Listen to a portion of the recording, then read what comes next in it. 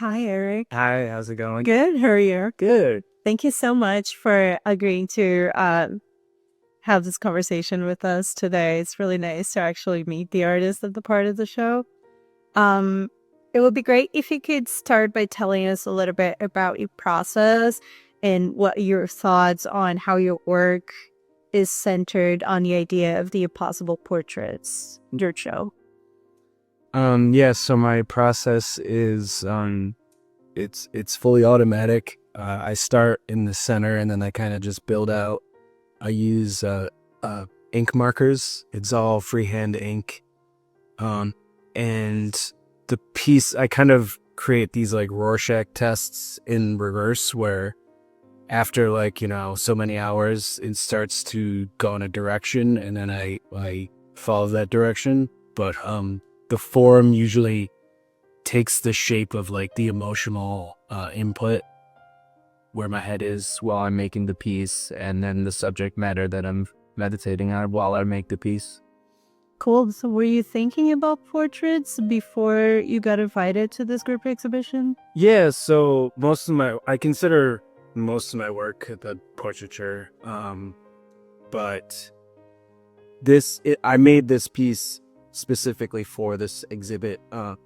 I'd been talking to Ivy about this show for a long time, so I wanted my portrait to be humanity as a whole instead of the individual, and that was the route I took.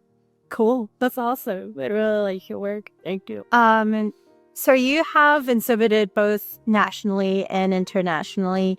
And of course, you have a lot of experience with like group shows and solo shows and everything.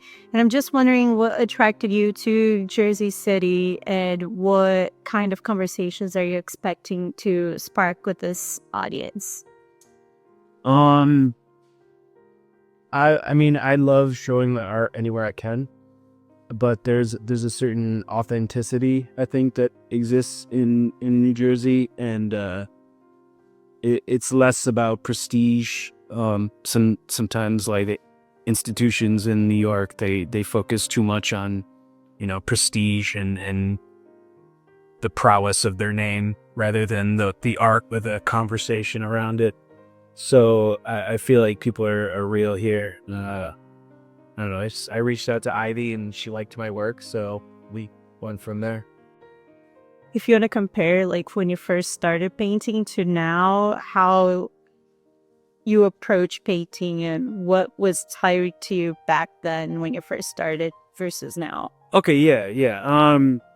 So when I first started making art, it was just playing like I was a little kid, and it just came naturally. It was a natural impulse. And recently, I made a snowman, and it was when I made the snowman, it was for no other purpose than to make the snowman and to have fun making a snowman. And it was just like this futile endeavor. The thing would melt. It didn't need to be perfect or impressive or have any kind of monetary value, but I got so much joy out of making it.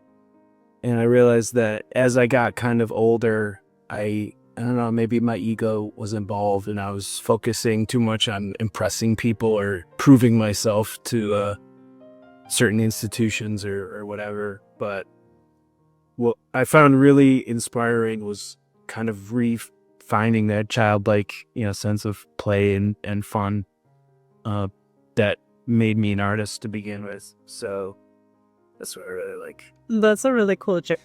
It's a really nice, beautiful circle of gaze back to the origin point. And nice. And what do you find most challenging about being an emerging artist in